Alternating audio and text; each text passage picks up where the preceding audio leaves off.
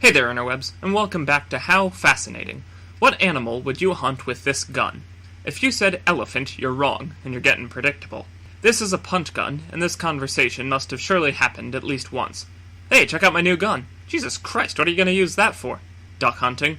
What, are you hunting entire flocks? Yes.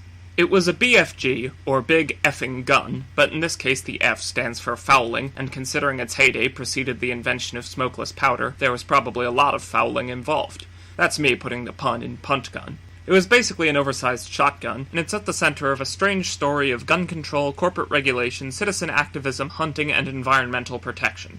It was used to hunt large numbers of ducks and other waterfowl for commercial harvesting purposes in the 19th century.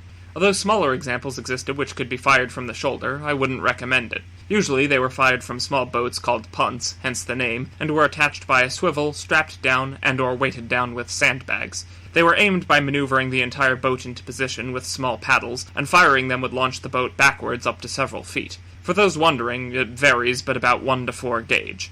The thing about the punt gun is, as mentioned above, it was used for hunting entire flocks. A single shot could kill up to 50 fowl. The populations of waterfowl in the U.S. began dropping so dramatically that something had to be done, and this call for regulation came from a surprising source: the hunters themselves.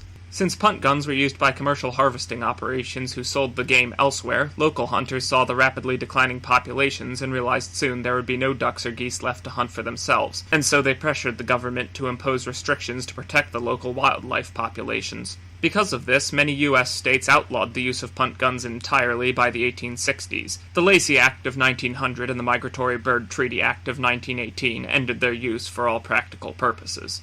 So there you have it, concerned citizens working together for corporate regulation, and hunters calling for gun control and wildlife protection. The huge gun is no longer the weirdest thing in this video. Thanks for watching, and have a fascinating day.